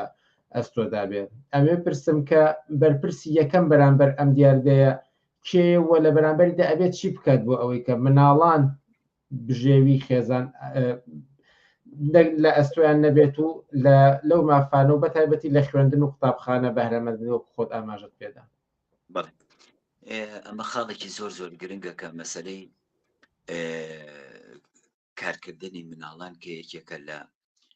خراپترین ئەو توندوتی ژیانی کە ڕوبەڕووی مناڵانە بێتەوە هەر لە تەمەنێکی کەمەوەکە ڕەوانەی ناو بازاڕەکانە کرێت لە دەستفرۆشیەوە بگرێت تاکۆی کە شاگردی و کۆمەڵک ئیشی قورس کە لە توانایی و جەستەیی ئەو مناڵەدا نییە ئەمە ڕوبەڕووی کۆمەڵش دەبێتەوە جگەلەوەی کە ئەم مناڵە دوورەکەوێتەوە لە خوێندن و دوورەکەوێتەوە لە هاوڕێکانی و لە خۆشگوزەرانی و لەوەی کە مناڵانێکە ئەم مافانیان هەیە وەکو ئەوان ناتوانێت بەڕێکا لە هەمان کاتشە ئەم مناڵە ڕوبەڕووی توندوتیژی دەستدرێژی سەکسی ئەبێتەوە یاخود ئیهان و سوکایەتی ئەبێتەوە لەلایەن گەورەکانەوە یاخود لەلایەن کەسانی گەورەوە کە لە بازار ڕوبەڕوویان ئەبنەوە زۆرێک لەو مناڵانەی کە دەست فرۆشن ڕوبەڕووی گۆرانە بنەوە بە جۆرێک ئەیان خەڵەتێنن یاخود بە جۆرێک دەستدرێژیانەکەنە سەر ئەمە جگەلەوەی کە ئەمە مناڵانە ڕاستەوخۆ لەبەر گەرمای هاوین و لە چەند سەعات بەو شێوەی ئەمێنێتەوە کاریگەریەکی تەندروستی تەواو لە جەستیانە دروستەکرێت لەوە ئەم مناڵانە لە ڕووی بوونی جسمیشیان و هەتا بۆی کە هەستی پێەکەی کە لەگەڵ مناڵێکی ترە تەواو جیاوازەکە پێستێکی هەڵقرچاوی بەدخۆراکە کە لە ڕووی ڕەم و ڕووە ئەبینیت پەروەردەیەکە بێت پەروەردەیەکی بەداخەوە لەسەر شەقامەکان ئەوێت و مناڵ ئێستا ئەگەر بەنێو بازاڕەکانی کوردستانە بەگشتی لە ناو شارە گەورەکانەکە بینی وەک سلێمانی و هەولێر بۆمانە بینی لە کەم ترافیک هەیە مناڵ یاخود مناڵانێک کە بەکاریانێنن بۆ سوالکردن بۆ دەستفرۆشی بۆ کلینکس فرۆشی شوزانم بۆ ئەنما ئۆشکال کە ئەم کارانیان پێەکەن یاخود هەتا کۆیکە لە منطقەی پیشەسازی کە بینین چەندین مناڵ لە تەمەنی 6 ساڵیەوە تەمەنی 7 ساڵیەوە لە بەردەستی کەسانەکان کە کار ئەەکەن نازانی دەم کەسانە چۆن مامەڵیان لەگەڵاکەن یاخود چۆن ڕوبەڕویانە بێتەوە واتە بە شێوەیەکی گشتی مناڵان لە کارکردنە کە خراپترین چوسانە و تونند و تیژیە ڕوبەڕویانە بێتەوە لە ڕووی تەندروستی لە ڕووی کۆمەڵایەتی لە ڕووی خوێندن و لە ڕووی دەستدرێژەکان و هەمویان ئەمانە ڕوبەڕویانە بێتەوە ئەوەی کە بەرپرسی سەرێکی لێرە دەسەڵات و حکومەتەکە هیچ هەنگاوێک و ڕێگرێکی نەکردو بۆی کە ئەم مناڵانە لانی کەم کرێنەوە یاخود بە جۆرێک لە جۆرەکان هەوڵ بدرێت ئەم مناڵانە ڕبت کرێنەوە بخلێنەوە نێو خێزانەکانیان و بتوانرێت کار نەکەن ئەمەش بەچی ئەبێت بەوە ئەبێت کە دایکان و باوکانیان ئەوانی کە ئامادە بەکارن پێویستە کاریان بۆ بدۆزرێتەوە و نەهێڵڕێت مناڵەکانیان بخەنە نێو بازار و کارکردنەوە بەمە بێت ئەگەر نەتوان و توانایی کارکردنیان نەبێت پێویستە بەرپرسیارەتی بژێوی خێزانەکەیان بگرێتە ئەستۆ کە ئەمە لانی کەمی ژیانی هەموو کەسێکە کە ئەگەر ئامادە بەکارە پێویستی بەوەیە کە کارێکی بۆ بدۆزرێتەوە ئەگەر ناتوانێت لە ڕیجستەیەوە یاخود لە هەر بوارێکی ترەوە ناتوانێت کار بکات پێویستی بەوەیە کە بیمەی بێکاری یاخود تەمینێکی ژیانی بکرێت بەوەی کە ئەم مناڵانە نەبێتەوەی کە فشارێک لەسەر خێزانەکان و ئەوانیش بە ناچاری مناڵەکانیان بەردەم کارکردن و کاریان پێ بکرێت لە بەرەوەی بژێ ژیانیان پڕکرێتەوە بەڵکوە بێت حکومەت ئەو کە لێنە پڕکاتەوە و نەهێڵێت مناڵان کارکات بە پێچوانەوە ئێمە بۆ خۆمان لەم ساڵدا چەندین مناڵمان بە ڕێژێکی زیاتر وازیان لە قوتابخانەیەنەوە و چوونەتە بەردەم کارکردن و ئەڵێ بە جۆرێک ئەم کەش و هەوای ڕخسان و حکومەت کاڵێ مامۆسای من قوتابخانە شتاوەکەم زان کۆشتاوەکەم دا ئەمەزرێم نا کارێکە بێ کە من بیکەم بەڵکو من کە ئەگەر بە ئێستەوە کارێک بکەم هەتا ئەو کاتا توانم خۆم پێ بگەێنم و بە جۆرێک لەوەی کە تکوینی خۆم بکەم ئەمە بەشێکەکە هەم لە ڕوویەکی واقعیە کە ئەمانە بالفعل واشە کە تۆ خاکا بینیت کەسانێک بە فەقیری و بە هەژاری چەندین ساڵ تاکو زانکۆ تەواوکات تاکو قوتابخانە تەواوکات لەو سەرسەرەکەی بێکارە و هیچ کارێکی نییە و دەستپیە بەڕاستی نەیتوانیوە کارێک بکات بەڵام ئەوەی کە دەسەڵاتیشە هیچ مشولێکی ناخواتەوە دای نامەسرێنێ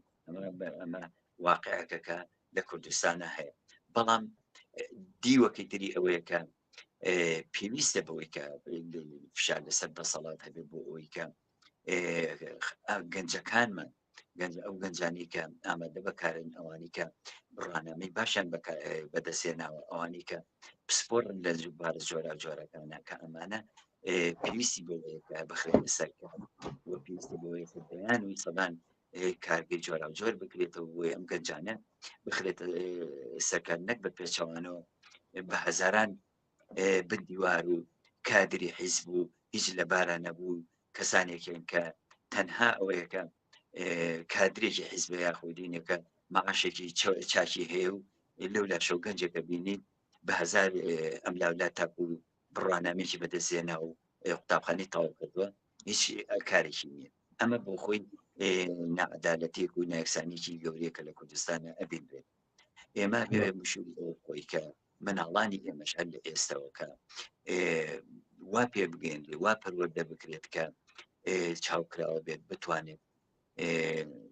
لە مەیدانە جۆرە جۆرەکانە بە پێی پسپۆڕی خۆی بە پێی توانایی خۆی لە هەموو وارەکانە بتوانێت خۆی ببینێتەوە بەڕاستی بتوانێت ژیانی مناڵی خۆی بێتە سەر نەک لەوەی کە ئێستا بەداخەوە مناڵانێک کە بەرپرسیارەتی خێزانەکانیان لە ئەستۆیە و من ئاگادارم کە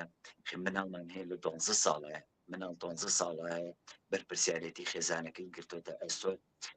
کە پرسیاری وەختێک پرسیاری بکەیت کە ئەمە بۆچی وایە ئەڵێ باوکم لە جیا کەوتووە کرێکارە نەیتوانیەوە کە بڵێن لە شوێنە کەوتۆتە خوارەوە هێن بووە لەسەر جێگایە کەوتووە دایکشم ناتوانێت و کارە بکات هەر ئەتوانی خزمەتی باوکم بکات بە ناچاری من ئەتوانم شتێکیان بۆ پیا بکەم و ڕۆژانە بەڕاستی ئەمە کارەساتێکە لەم کۆمەلگایە ئەبین لێکە ئەمە کلێنێکی گەورەیە کە پێویستە حکوومەت ئەمانە بکات ئەرکی حکوومەتەکە ئەمانە بکات کاتمان کەمەوە دەمەوێت پرسیارێکی بینەر بێنمە سەر شاشەکە و ئاراستەی ئێوەی بکەم هەڵبەت باز لەوە دەکات کە دەسەڵات بەر پرسیارەتی نیشانەدا و ئەم کردنەوەی خوێندگا قوتابخانە ئەهلیەکان بۆ خۆی یەکێکی ترە لەو گرفتانەی ڕوبەڕووی منداڵان دەبێتەوە و وەکو پرسیارێک ئاراستەی ئێوەکرا دەکرێت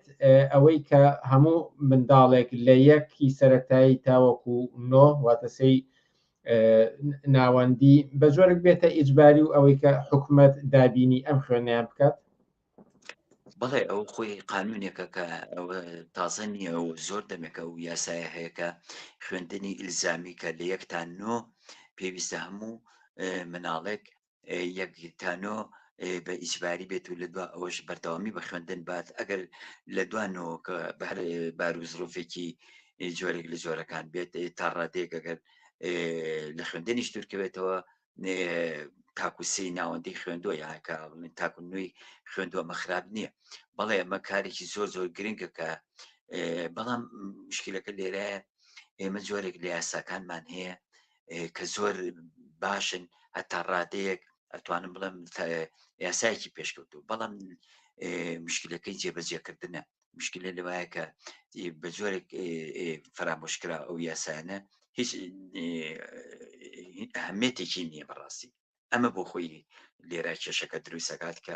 ئەم یاسایانە ئەگەر جێبەجێ بکرێت زۆر شتێکی باشە ئێمە ئەگەر بیرمان بێت لە کاتی ڕژێمی باسا یعنی بە زۆرێک لە مەحلومی هێنابووە تاکو لەوانەی کە گەورە ساڵەکانیش ئەگەڕانەوە بۆ خوێندن کە ئەمە بۆ خۆی شتێکی خراپ نییە باشە لە کاتێکا کە ئێستا سێرەکەی مناڵێک 12 ساڵەکە پرسیاری دێکەڵێ من قوتابخانەم تەرک کردو ئەمە بۆ خۆی کارە سادە خۆ مەسەلە هەرەوە نییە قوتابخانەکەی تەرک کردو سبەی نەدایان کێشە و هینێ ئەمە کۆمەلگا بێتەوە ئەگەر ئێمە داتایەک وەرگین لەوەی کە ئەو کەسانی کە دزی ئەەکەن و کەسانی کە با بڵین تووشی ڕووداوە بن تووشی با بڵین قەتڵە بنەوە ئەمانە ئەگەر داتایە بکەین ئەمانە زۆربەی ئەوانن کە فەرامۆش کراون لە نێو کۆمەلگایە ئەمانەت کە ئەو مناڵانت کە گەورە بوون و ڕووداویان لە دەست بووە یعنی بە کورتەکەی پەروەردەیەکی تاوتون دروستمان نییە بۆیە ئەم شانش بە شوکی ئاواژوەدا من بۆ خۆم کە سەردانی زیندانیەکانم کردووە لەوەی کە زۆرێک پرسیارم کردو لەوەی کە ئەم مناڵانی کە لە زیندانان بوونەتە قوربانی ئەو دەسەڵاتەی کە فرامۆشی کردو ئەمە بۆ خۆی ینی بەڕاستی ئەبێ ئەڕێکی لێ بدرێتەوە ئێمە بە دەوری خۆمان کە وەکو سنتەری بەرگری مافەکانی مناڵان کە هەمیشە لەو ڕاستایە کارمان کردووە پێداگریمان کردووە لەسەرەوەی کە پێویستە دەسەڵات ئەبێ یەکێک لە ئەرکە سەرەتاییەکان کە بۆ خەڵکی کوردستان جێبەجێەکان مەسەلەی دابینکردنی ژیانی مناڵانە ژیان یەکەمین شت کابێ ئاور لێ بدرێتەوە مەسەلی مناڵانە بەڵام بەداخەوە ئەبینیت کە نەک ئەوەی کە ژیانیان بۆ تەمین نەکراوە نەک ئەوەی کە خوێندن و خۆشگوزارانیان بۆ فراهم نەکراوە بگرێت لەوەی کە لە خراپترین ئاستیشیانن لە خراپترین فرامۆشیان کراوە بەڵام ئەوەی لێ بینین کە خۆش مناڵەکانی خوان کە سوکاری خوانەوەی کە ئەبینین لەو پەڕی شانشاییە ژیانە گوزارێن کە بۆتە دووچین چینێکە تەواو لە مەرگەساتیان لەوایە کە زۆر زۆر خراپ ژیانە گوزارێنی من یەک نمونی بچوو کرد بۆ هێنمەوە کە من دواوتە زۆر سپاس بیکەم بە دواوتە ئێمە لەم ڕۆژی شەمە فیستیڤالێکمان هەیە بە بۆنی ڕۆژی ژیانی مناڵانەوە حتمما پەیامی سنتەری مناڵان خوێنرێتەوە کەسێک تەلەفۆنی بۆ کردم گەوتی مامەساجان من دەرچووی پەرستیاریم کچێکی گەنجم تەمەنم 20 ساڵە دانە مەسراوم بەڵام لە ماڵەوە کاری دەستی ئەەکەم، کاری دەستچنین و دەستڕەنجینی ئەەکەم. بۆم هەیە وەختێکە ئەو فستیڤاڵە ئەەکەن لە گۆشەیەکەوە منیش ئەو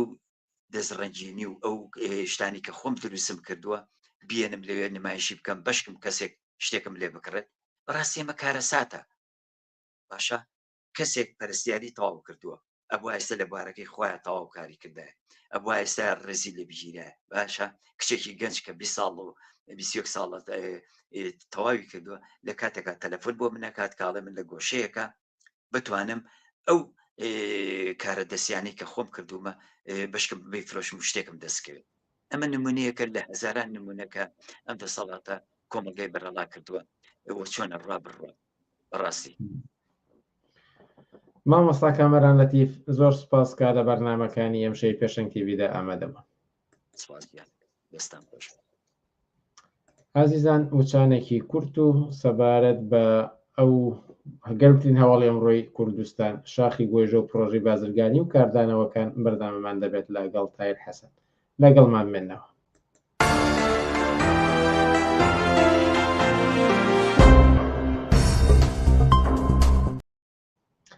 بەڵای بینەرانی ئازیز، هەڵکەندن لە شاخی گۆیژە و بڵاوبوونەوەی وێنەکان کاردانەوەیەکی زۆری بەدوای خۆی داهێنا لە نێو کۆڕ و کۆمەڵە جیاوازەکان و تۆڕە کۆمەڵایەتەکاندا. ئەم بابەتە تاوتوێ دەکەین لەگەڵ تاهیر حەسەن. تاهیر حەسەن، ئێوارت باش و سوپاس کە ئەمڕۆژ لەگەڵمانیت. زۆر سوپاس بۆ ئێوە بۆ بینەران و بیستەرانی پێشەنگ تیڤی. ئەمێ لەو پرسم کە بۆچی پێشهەشتێ بۆچی ئەم کاردانەوە زۆرە، ئەم کاردانەوە بەر بڵاوە بەتایبەتی لە تۆڕە کۆمەڵایەتەکان و لە ناوخۆی کوردستانیشدا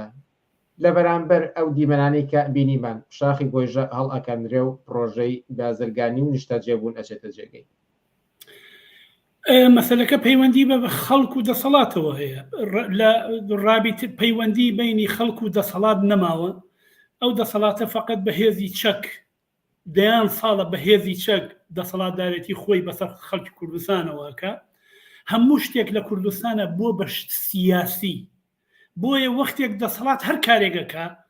کارێگەکە چونکە لە دزی، لە جەردەی، لە تاڵانی، لە بێئاوی، لە بێکارەبایی، لە هەموو ئەمانە خەڵکی لە 30 ساڵی ڕابردووە ئەم دەسەڵاتیان بینی کە بەرامبەر بە هیچ جۆرە خواست و ئارەزویەکی خەڵکی کوردستان هیچ جۆرە حساسیەتێکی نییە، و لە هەر کاتێکیش خەڵک هاتبێتە مەیدان داوای خواستێکی دیاریکراوی کردبێ مامەسایان داوەتە بەرشە، خەڵکیان ڕفانوە، هێزی دەمامکداریان دروست کردووە. بەم معنایە خەڵک هیچ ئیعتیمادێکی بەم دەسەڵاتە نییە. متمانەی خەڵک لەگەڵ دەسەڵاتە ئاخرین بلۆکەکانی لە هەفتەی شوباتە کەوتە سەر عەرز. بۆیە ئەو دەسەڵاتە فقط بە هێزی چەک و بە تۆقاندن و بە پارە ماوە. بۆیە ئەمەش بەهێزێکی بازرگانی بەمە جۆرێکی وەگەوەی زانی وەگەوەی بیرەنەوتێک دۆزرابێتەوە، جارێکی کە بیرەنەوتێک دۆزرابێتەوە بیبن. دەناگەر شاخی گۆیژە شاخی گۆیژە لەگەڵ ساسڵوجیا فەرقی چییە؟ شاخی گۆیژە لەگەڵ چوزانم وڵوبە و ئەمانەیە فەرقی چییە؟ خۆ هەر زەویە، شار هەر گەورە بێ، تەبعەن دانیشتوانەکەی هەرزیاکە، تەبعەنە بێ خانوبەری تازە دروست بکرێت، تەوانە بێ مۆدێرن بکرێت، بەڵام لە نێو دەسەڵاتێکە کە بەهەرحاڵ پەیوەندیەکە بێت لە بینی خەڵک و لە بینی دەسەڵاتە. بەڵام مناڵێکی سەرەتاییش پۆلی یەکی ئیبتیدایی ژەزانێت کە ئەمانە خەریکن، ئەمە دروستەکەن بۆ ئەوەی کە ڤێلا دروستیکەن و بیان بە سەرمایەداران و بۆ مەسئولەکان و بۆ ئەمانە و سەرنجام سەرمایەیەکی ئێژگار گەورەی زەبەلاح پێکەوە بنێن. ئەگەر بێت و ئەمان بکردایە بە یەکەی نیشتە جێبوون بۆ ئەو لاوانەی کە تازە ئەچنە پرۆسەی هاوسەرگیریەوە، یان بیان و تا ئەمانە ئەکەین بە زانکۆیەک بۆ تەواوی خەڵکی کوردستان، زانکۆیەک بێ کە سەر بە حکوومەتی دەسەڵاتدارێتی حکوومەت بێ، خەڵکی ئەترازێکی ناکرد. بەڵام ئەزانێت کە ئەمانە خەریکن شوێنێک دروستەکەن، تەبعەن جێگەیەکی بەرزە، تەبعەن جێگەیەکی بەرزە، هەوای دووکەڵی مۆلیدە نایگرێتەوە. بە هەر حاڵ هەموو دووکەڵی مۆلیدەکە کەوێتە ئەو شوێنانەوە لە سلێمانی کە چاڵە 30 دانە ساڵە و سەرنجام ئاوایە. بۆیە خەڵک بەرامبەر بەم جۆرە کارە ئەم جۆرە کاردانەوەی لە خۆی نیشانداوە، گینا لە هەر جۆرە جێگەیەکی تر بێ، لە جزیرەیەکی وەکو سانتۆرینی لە یۆنان شاخێکە هەمووی کراوە بە شوێنێکی گەشتیاری، ساڵانە ملیارها دۆلار لە پرۆسی گەشتیاریە خەریکن خەڵک بەدیهێن و ژیانی خۆیانی پێ گوزارێن و جێگەی ئەتراز و ناڕزایەتی نەک خەڵکیش نییە بەڵکو یەکێک لە شوێنە جوانەکانی ئەوێ بەڵام خەڵکە زانێت کەمە مەجموعەیە مافیان خەریکن ئەمە دروستەکەن بۆ گرفان پڕکردن لەبەرەوەیە کە ئاعتیمادیان بم شتەنیە و جایتر بە شێوەی هەنە لە ڕۆشنبیران خەمیەوەیانە کاڵێن ئەو گۆرانیەی کاڵێ شاخی ڕەنگا و ڕەنگی گۆیژە باعیسی کەیف و سرور ئەوە ئەکسپایرە بێ ئەگەر ئەو ڕەنگا و ڕەنگەکەی لابێ باش آخر خۆ زۆر پێش ئەوە ئەحمە شەماڵیش گۆرانێکی و دەیوت لەولا هاتم بە ڕێبواری ڕێم کەوتە باخی بەختیاری پڕە لە گوڵ و گوڵزاری ئێستا لە گەنجێکی سلێمانی 20 ساڵە بپرسا بڵێ باخی بەختیاری پڕە لە گوڵ و گوڵزاری لەبەرەوەی کە هیچ ئاسەوارێکی باخی بەختیاری نەماوە هەر نازانێت باخی بەختیاری لەکوێیە بۆیە سەبەبەکەی مەسەلە بەهانەیە کە خەڵک هەر جۆرە بەهانەیەکی دەستکەوێ هەر شتێک بێتە پێشەوە هەر هەنگاوێکم دەسەڵاتە بیدا خەڵک بە دروست بە چاوی گومانەوە سەیرەکە بە لە دژێتی لەبەرەوەی کە لە 30 ساڵی ڕابردووە تەجروبەی کردووە کە دەسەڵاتێکی مشەخۆری دزی جەردەی مافیا دەنا ئەو شاخی گۆیژەیە دەکرا و زۆر لەمە و پێشتر دەکرا بەداهاتێکە لە کوردستان هەیە بەنەوتێکە لە کوردستان هەیە سیستەمی زۆلاریوە مەمەی کە بەتاقەی شەمسی بەتایبەت لە کوردستانێکا کە 8 مانگ 6 مانگ لانی کەمەکەی 6 مانگ بەردەوام خۆر بە ئاسمانەوەیە بەردەوام خۆر بە ئاسمانەوەیە سیستەمی زۆلاریان لە شاخی گۆیژەدا بنایی توانی کارەبای هەموو کوردستان دابین کەو لەم وەزعیەتە نەجات بێ من گوێم لە ئەندام پەرلەمان وەزعەتی بێکارەبایی نەجات بێ گوێم لە ئەندام پەرلەمانێکی پێشووی بزودنەوەی گۆڕان بوو ئەگەر بە هەڵەدا نەچوو بووم ناوی شێرکۆ بوو باسی لەوە کرد ئەمە کارەساتێکی ژینگەییە ئەمە هەڵکۆڵینی شاخی گۆیژە کاشی براش کارەساتی ژینگەی ئەو 30 ساڵ مۆلیدە و دووکەڵی مۆلیدەیە کە دەیان خەسەخانی وەکو خەسەخانی سەرەتانی وەکو هیوا فریای ناکەوێت کە چۆلەکەکانی لە شاری سلێمانیە هەمووی هەڵفڕان و بردی کە دارەکانی هەمووی سووتان لە شاری سلێمانیا و بردی 30 دانە ساڵە دووکەڵی مۆلیداچێ بە قورجی خەڵکە ئەوە کارەساتی مرۆییە بڕینی موچە کارەساتی مرۆییە نیوە موچە کارەساتی مرۆییە تێ هەڵدان لە مامۆستا کارەساتی مرۆییە داڕمانی کەرتی تەندروستی و کەرتی پەروەردە کارەساتی مرۆییە دروستکردنی ئەم هەموو زانکۆیەک بە پارە و پول و ئەمانە خەریکن شەهادەی دکتۆرە لەم لەوانە تەوزیعەکەن بەسەر کەسانی نەخوێنەوارە هەتا ئەوە کارەساتی مرۆییە نەگەوە شاخە خەریکن دروست دەکەن خۆزگە بیان کردایە بە یەکەی نیشتە جێبوون بۆ ئەو گەنجانی کە تازاچنە پرۆسی هەوزەگیری و یا ئەوانی کە هینیان نییە بەڵام دیزاینێکی زۆر جوانیان بۆ کردووە حتمما سعری هەر ڤیلایەکی من بینیم زیاتر لە ملیۆنێک دۆلارە ئێمە فقط سەرمایهدار و مەسوولەکان دەتوانن بیکڕن شوێنەکەی بەرزە و هەواکەی پاکە و لێ وەستەی سلێمانیەکەیت و لە حەدیقەکەی دابنیشە بیرە بخۆرەوە لە باتی بیرەیە بە دوو بیرە سەرخۆشە بەڵام ئەوەی باس لە کارەساتی ژینگە دەکە هەڵبەدەمە دروستی تێدا ینی ئەوانەی کە تەمەنێکی زیاتریان هەبێت و 50 ساڵ بەر لە ئێستای کوردستانیان بیربێ ژینگەیەکی تەواو جیاواز بووە بەشێکی لەو دووکەڵی مۆلیدەیە کە خۆتان ئاماژەتان پێدا بەڵام ژینگەی ئەوەی کە سروشتی بێت دار و درەخت شاخەکان ئەوەی کە بە شێوەیە خۆی هەبووە ئەمانە زۆری تێکچووە و بە دروستی ژەمە نیگەرانی و ناومێدی لای خەڵکی دروست کردووە لەسەر ئەماڵێن چین ئەزانم منەوە تێگەم چکە وەختێک کەسێک گەر بچێتە سلێمانی وازانێ یەک گەڵا بە بلۆکە و هەڵڕشتە هەمووی کۆنکرێت و مسلح و هینە بۆیە دەرەجە حرارە ئەگاتە 50 ئەگاتە 60 من بە وەعیەوە ئەو شتەم وت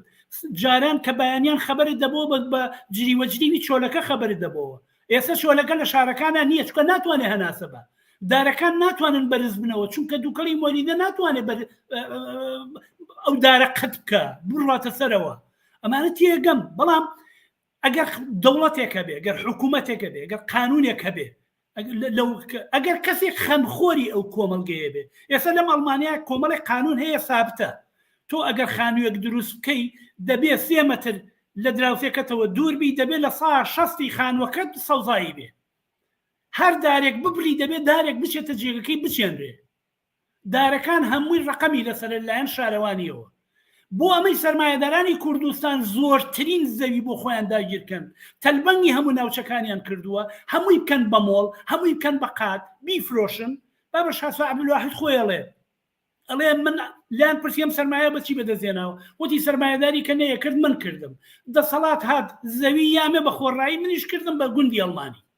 طبعا یەک شت ناڵێ لەوێ ئەویش ئەوەیە کە ئەو شتێک کە ئەو دروستیەکە لە سا 20 بۆ دەسەڵاتە لە سا 20 یعنی ئەگەر 1000 ڤێلای لەسەر دروستکرا 200 ڤێلای بۆ دەسەڵاتە لە باشترین شوێنەکان کە خۆی دیاری بکە 200 بۆ ئەوە بەبێ ئەوەی دەستی خسبێتە ئاوە طبعا هەم ئەم ئەبێ بە سەرمایەدارێکی گەورە و هەم دەسەڵاتیش خەریکە بەشدارە لەوە بۆ تۆ پێ دوای کۆمپانیای قەیوان یعنی مناڵێکی ژێسا ئەوازانێ کۆمپانیای قەیوان ساحەبەکەی کوێیە یعنی ئێستا خەڵک نازانێ کۆمپانیای قەیوان ئەم هەموو تیجارەتی جگەرە ئەکا تیجارەتی ویسکی ئەکا تیجارەتی نەوتەکە تیجارەتی ڕێگەوبانەکە تیجارەتی خان و بەرەو دروستکردنی یەکەی نیشتە جێبوونەکە یعنی ئەمە یەکێتی بەشی نییە لەمە ئەمە توانێت مناڵی کۆمپانیای قەیوان ئەمە ڕوونکردنەوەکەی ئەوانیش بێنمە سەرباز کە باز لەوە دەکات ڕێگەی هاتوچۆکان خراپ بووە ئەمە بە زۆری ئەو کارە ساتانەی کە لەو ڕێگەی خراپی ڕێگەی هاتوچۆکانە هەبووە ئەمە چاکسازیەکە لەو ڕێگە و بانانەیە ئەیکات ئەمە چەنە بۆ ناچێت ڕێگەی کەلا چاکە ئەی بۆ ناچێت ڕێگەی دەربانی خان چاکە خۆ ئەوەش بە ڕێگەی مەرگ ناسراوە بۆ ناچی ئەوە بکە ئەمەیان پارێتیایە ئەمەیان سەرمایە گوزاریتیایە سەرمایە ئەچێ بۆ ئەو شوێنە لەو شوێنە سەرمایە گوزاریەکە کە قازانجەکەی زیاترە معلومە کە ئەمە هەم ئەم زەویانە ینی کێ ساحەبی شاخی گۆیژەیە کێ تاپۆکەی بەدەستی کێیە بەدەستی عایلەی بەرزانی تاڵەبانیە لە سلێمانی و لە هەولێریش بەدەستی عایلەی بەرزانیە ئەوان یاویانە بە کۆمپانیای قەیوان کۆمپانیای قەیوان بەشێک لە خۆیانە بەڵام ناوەکەی ئەوەیە لە ژێر ناوی کۆمەڵی کەسی ترە دەنا چێ ئەم زەوی شاخی گۆیژە ئەدا بەوان عایلەی تاڵەبانی ئەیدا بەوان وایتر دوایی معلومە لەم بەش و بەشیان ئەی هێزی چەکدار بەچی بەخێوەکەن ئەم 100,000 چەکدارە بەچی بەخێوەکەن دەستگای دیژە تیرۆر بەچی بەخێوەکەن ئەم هەموو تەلەڤیزۆن و سەتەلایت و جەریدەی ڕۆژانە و چی وەمانە بەچیە بن بڕێوە بەوە بە باش لەسەر خەڵک دەستکردن بە گیرفانی خەڵکە لەوانەیە واقعیەتێکی تیا بێ لەوانەیە خۆ تەبعا من دەزانم ئەو دیزانەی من دیومە شار جوانەکات ئەوەی کە من بینیومە شار جوانەکات جادەیەکە بێ بە جادەی دوو سایت بەس ئەمە بۆ خەڵک نییە بۆیە ناڕەزایەتێکە هەیە ئەمە بۆ کۆمەڵێک مافیا و دز و جەردەی دەسەڵاتەکە کە ئەیوان بڕێوە هەرەوەیە بۆیە خەڵک لە بەرامبەر ئەم شتە ناڕەحەتە لە بەرامبەر ئەم شتە ئیحساسی نەکە دەنا واقعەتەکەی ئەوەیە کە سلێمانی ساڵی هەشتاکان نییە سلێمانی گەورە بووە سلێمان هەتا سەرمایەداری لە سلێمانی بە جۆرێکی تری لێ هاتووە دانیشتوانەکەی زۆر بووە خەڵک بەهەرحاڵ گەورە بێت ئیتر خۆ لای شاخەوە گەورە بێت لە لای وڵغ بۆ گەورە بێت لای چۆر بەڵام پرسیاری سەرەکی مەسەلەی تەندروستی خەڵکە مەسەلەی ژیانی خەڵکە ئایا بۆ بەرامبەر بە مەسەلەی موچە بۆ ئاوانین بۆ ئاوا خێرا دەست ناکەن بەکار بۆ مەسەلەی خوێندن و نووسین بۆ ئاوا دەست ناکەن بەکار تەماشاکە 30-40 دانە مناڵ لە یەک پۆلێکە لەسەر تەختە و ڕەحلەی شکاو دانیشن باشەکە قەرارە تۆ جواب نیازی ئەم کۆمەلگەیە بیتەوە بۆچی شاخی گۆیژە ئەتاشی بۆ ناچی مەسەلەی مەکتەبەکان حەلکەی بۆ ناچی مەسەلەی ڕەحلەی مەکتەبەکان حەلکەی بەڵام بۆ ڕۆشن بیریانیش پرسیارێکی ترەوەیە 30 دانە ساڵە دەسەڵاتی بەرزانی یەکێ لە جوانترین هاوینە هەوارەکانی شاری هەولێری داگیر کردووە کە سەری ڕەشا ئەی بەرامبەر بەوە وەقسە ناکرێت بۆ ئەوە ئەنفالی ژینگەنیە کە ئەوان یەک سەیتەرەیەکیان لەبەر دەم چوونە ناو سەری ڕەشا داناو نایڵن کەس بچێ کە جێگەی دەیان 1000 عایلە بوو هاوینان خەڵکە چوو لەوێ دانیشت و جەوێکی خۆشیە بردەسەر ئەویشیان داگیر کردو ویشیان بردووە خەڵک لەمە ناڕەحەتە خەڵک لە دەسەڵاتێک کە هەیە ناڕەحەتە یعنی ئەمەنە خۆش باوەڕە هەت ئەمەنە دژی ئەم خەڵکە ئەمەنە دژی ئەم دەسەڵاتەیە تەنانەت حەزی شعبیە حەزی لە حکوومەتی سوودانیە من نەزانم ئەمە خەتەرە بەڵام ئەمە قێزەونی و کارەساتی 33 ساڵی ڕابردووی دەسەڵاتی یەکێتی و پارتی وای کردووە کە خەڵک دەسەڵاتی محەممەد شیع سوودانی پێ باش بێ لە دەسەڵاتی بەرزانی و تاڵەبانی چونکە ئەمانە هەر خەریکی دزین بەس دزیەکەن ئەو خۆیانەڵێن بابە مەسئولینی سەرکردایەتی خۆیانەڵێن شەوانە لە مەرزی پەروێزخان لە مەرزی باشماخ لە مەرزی برایم خەلیل چی داخڵە بێ چی ئەهێنرێ لە مەشروب لە جگەرە لە دووگ لە هێلکە لە مەوادی بەسەرچوو لە مەڕی نەخۆش لە گامێشی نەخۆش لە مانگای نەخۆش کایانەیە ساغیکەنەوە خۆیان خەریکنەوە ئەمە خەڵکی تووشی هیستریا کردووە بۆیە دەست بەرن بۆ هەر شتێک کاردانەوە لە بەرامبەریا دروستەبێ خەڵک خواخوایەتی ئەم دەسەڵاتە بە یەک دقە بڕۆخێنێ بەڕاست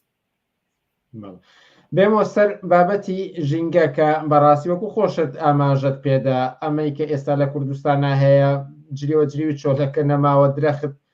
گەشە ناکات هەوای پاک نەماوە و نەخۆشخانەکانی هیواش فریان ناکەون هەتاوەکو دوایی و هەر لەگەڵ تۆ و چەندین کەسی ترە لەم بەرنامانە باسی ئەومان کردووە کە خەبات بۆ بەدەستهێنانی موچە گەیشتن بە ئازادیەکان گۆڕانکاری لە گەیشتن بە مافەکانی تر و ژیانێکی باشتر ئەی لە پێناو ژینگەیەکی تەندروست بۆ دانیشتوانانی سلەیمانی کوردستان بەگشتی ڕێگەی خەباتی ئەمەیان چییە؟ ڕێگەی خەباتی ئەمە ئەو کەسەیەک لابردنی ئەو کۆسبەیە کە لە بەردەم ئەم ژینگە پاکەیە هەیە ئەجینان لە شاری سلێمانیە لە هەر شوێنێکە و لە بەردەمی هەر ماڵێکا دارێک بڕێنی ئەتوانی بیکەی کارێکی سەخت نییە ئەتوانی لە کوردستان بکەی بە سەوزیکەی ئەتوانی ئەم کارە بکەی کاتی خۆی شوێنێکە بوو لە ڕێگەی دوکان پیانە و کۆتەڵ ئەو کۆتەڵە جێگەیەک بوو کە هەمیشە خەڵک کە لە دوکانەوە هاتەوە لە کۆتەڵ لە ژێر دارەکانە کە داری وای تیا بوو تەسەورەکەم عمری 100 ساڵ زیاتر بوو بێ داری گەورە گەورە سێبەری خۆش خەڵگە هات بۆوێ لە 91 و 92 وەختێک ئەزمەی سوتەمەری دروست بوو خەڵک هەمیان بڕیە و سووتانیان بۆی لە ڕق نەبنەوە دەسەڵاتێک خەڵکی کوردستان تەحملی کیمیابارانی کرد تەحملی هەڵەبجەی کرد کەم کەس هەبوو لە خەڵکی کوردستان قوربانی دەسەڵاتی ڕژێمی بەعز نەبێ شارەکان کرابوون بە مەعسکەر شەڕی ئێران و عێراق دەستی پێ کرد خەڵک یان ئەبوو فیرارکەیان بوو لە جەنگایە بسووتێ خەڵک ئومێدی وابوو کە ئەگەر ئەم دەسەڵاتی خۆیە و ئەم دەسەڵاتی کوردیە بێت ئەم دەسەڵاتە شارەکانمان لێکەن بە بەهەشت ئێمە ئیتر خۆمانە بین بۆ خۆمان هەچی لە بەرهەمی ناوخۆ بێ بۆ خۆمانە ئیتر کەس ناتوانێت کەرامەتمان بشێنێ ئەمە نەتیجەکەیەتی دوای 33 ساڵ ئەوەی کە بەعز نەیکردەمان تەواویان کرد ئەمە قسەی خۆیان ئەمە قسەی شێخ جەعفەرە بۆیە گەرەتەوێ ژیانێکی شایستەی ئینسانی بێ خوێندن و نووسینێکی مۆدێرنی ئینسانیت ببێ تۆزە پێش ێستا گوێم لێ بوو مامەسا کامەلان باسیە کرد یعنی مجموعەیە کەسی جۆرا و جۆری ئیسلامی لە خۆیانەوە مناڵان ئەبەن لە چیانەکەنە سەر مناڵانە بەن فێری نوێژیانەکەن مناڵانە بەن فێری تەلقینی مردویانەکەن مناڵانە بەن قەبریان نیشانەدەن کە ئەخیرەکەیان چۆنە مناڵی 7 ساڵ و 8 ساڵ لە پێش نوێژیەکە لە پێشیانەوە هەموو مناڵەکانی خسوەتە دواوە یەک نەفەرێک نییە لەم شتەکە پێڵێن حکوومەت پێڵێن دەسەڵات پرسیار کە تۆ چی ئیجازەی بە تۆ داوە تۆ ئەم مناڵانە بەری بۆ سەرم قەبرە ئەم مناڵانە بەیانی چۆن بیر بکەنەوە چۆن سەیری خوشکەکانیان بکەن چۆن سەیری دایکیان بکەن چۆن تەماشای ژیان بکەن شەو خەو بە چیەوە ببینن ئەم مناڵانە کەس نییە بۆیە ئەگەر باسی ژینگاکەین فقط ژینگە مەبەستم ئۆکسجین نییە ژینگەیە کە ئینسان تایە کەرامەتی پارێزراوە بێ بەبێ ڕوخاندنی دەسەڵاتی ناسیۆنالیزمیەکانی نییە ئەم پەیامە دەبێ خەڵکی ئێران لە کوردستانی ئێران لە پێش خەڵکی کوردستانی عێراقەوە بیزانێ بزانێ ئەگەر ئەو حیزبی دیموکرات و بەشانەی عەبدوڵای موحتەدی و چێوچی ئەومانە سبەینە لە هەلومەرجێکە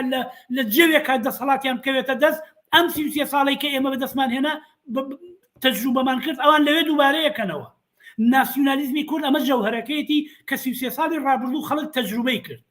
بۆیە گەرەتەوێ ژینگەیەکی پارێزراوت بێت دەبێ ئەم دەسەڵاتە بڕوخێنی و ئەمەش بە شۆڕژەکرێ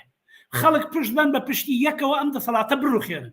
چۆن لەنەوە یەکا بەعزیان لە ڕێگوڕیشەوە دەرهێنا ئەم جارش دەبێ یەکێتی و پارتی و بارزانی و تاڵەبانی لە ڕێگوڕیشەوە لە ڕێگەی شۆڕشێکی سەرتاسەری بە ئاسۆیەکی ڕۆشن دەری بێنن شارەکان شاری خۆتانە زەویەکان زەوی خۆتانە هی خەڵکی هی دانیشتوانەکەیەتی بە ئەندازەی کافی هەموو خێزانێک هەموو خێزانێک بە ئەندازەی کافی زەحمەتی کێشاوە ئارەقەی ڕشتووە لەسەر ئەو جغرافیایە کە پێڵێن کوردستان کەوایە هی هەمویانە بۆچی جەماعەتێک بیبن بۆ جەماعەتێن تەلبەنی کەن تەلبەنی کەن تۆ نەتوانی لە گەرمایەکە بچی لەوێ دانیشی منجڵی ئاپراخ هەڵ ڕێژیت و چایە بخۆیتەوە بۆ نەتوانی شوێن نییە هەموو یاوان بردویانە بۆیە دلیلەکەی ئەوەیە کە ئەگەرە تەوێ ئەم ژینگەیە بێ دەبێ بیان ڕوخێنی ئێمە ڕێگەی تر ئارادانی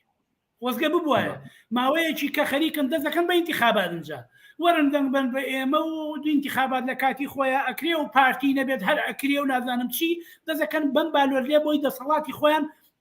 جارێککە بنەوە ڕێگە چارە ئینتیخابات نییە ڕێگە چارە شۆڕشە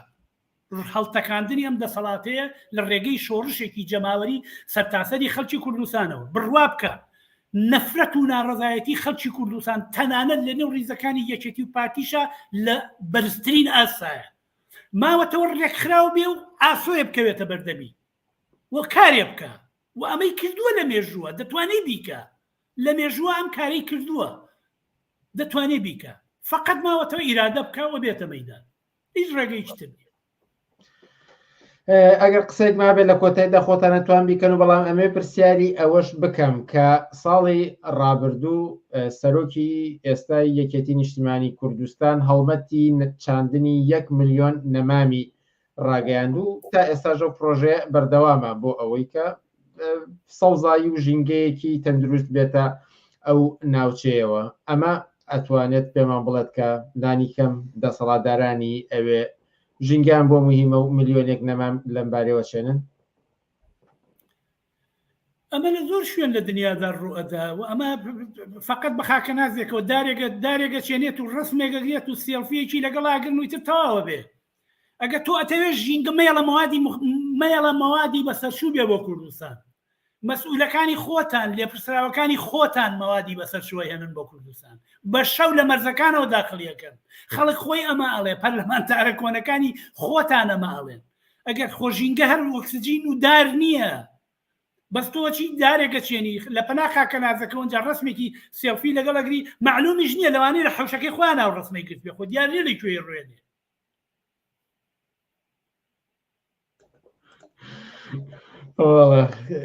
تاهر حەسەن زۆر سپاس کارە بەرنامەکانی شەوی پێشنگ تیڤیدا ئامادە بوو زۆر سپاس بەماندووبوونی ئێوەش بۆ بینەران و بیستەرانی پێشنگ تیڤی زۆر سپاس زۆر سپاس ئازیزان هەر ئێستا شڕای گەانین کە ئەم یەکشەمەیە 2/6 بەرنامەیەکی تایبەتمان دەبێت سەبارەت بە ئەزمەی سەرمایەداری لەگەڵ کاوە کەریم